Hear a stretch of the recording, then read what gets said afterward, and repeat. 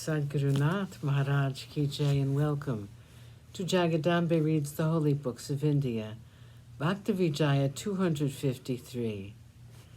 As you may remember, we were about to hear about a very pious person by the name of Ramdas. Whenever Dwarka came into sight, his heart was full of supreme joy.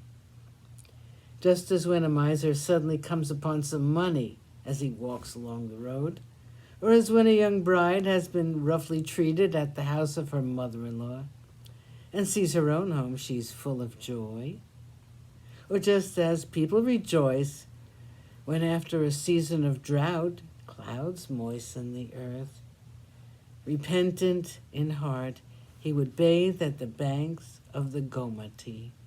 And then after Manasa Puja, he would go to the great door of the temple, making there a prostrate namaskar with reverence and putting aside all pride of body.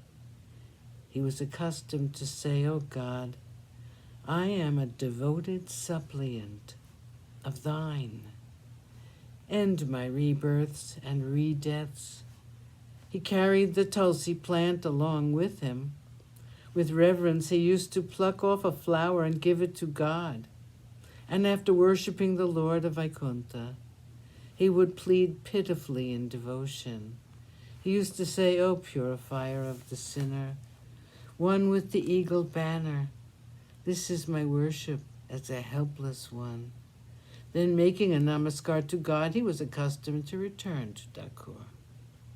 He used to remain one day in his house and then start again on his journey. For 25 years, he had made these trips to Dwarka. Krishna's request to be taken from Dwarka. His body had now become weak. Old age had come upon him. On one occasion, therefore, he came to Dwarka and thus pleaded with God, "My body has become weak. I have now no more strength to come here. Love me still, dear Lord." With this, he placed his head at the god's feet. Tears flowed from his eyes, and he was not able to continue his praise. He then said, "This is the last time I shall see you. I shall not be able to come again." As Ramdas said this, the dweller in the universe was stirred with emotion. With his 4 arms, he held his bhakta in tight embrace. God said to Ramdas, "You have suffered much for my sake.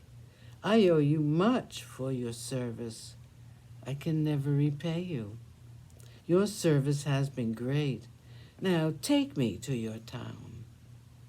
Ramdas said to him, "O Krishna, how am I to take you?" God said to him, "I will give my chariot.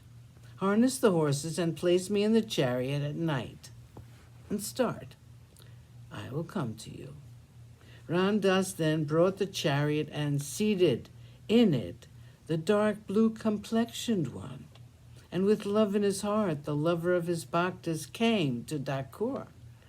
Ramdas now said, "O Bhagavat, where shall I hide thee? When the priests hasten from Dwarka here, they will punish me." At dawn at Dwarka, the priests came at the hour of the wave offering, and to their amazement, the idol was not in the temple. Ramdas, accused by Dwarka priests of theft, tells a lie. As they thought about the matter, one of them said, "Ramdas was here, and he must have taken the god away. I see the tracks of the chariot on the road." The priests have seen the chariot tracks. All of them came to Dakur. But Ramdas had taken the idol and had thrown it into the pond. The priest said to Ramdas, "You have brought the idol from Dwarka. Show us where it is." Such was their request. Ramdas told them a lie. "I did not bring the life of the world here.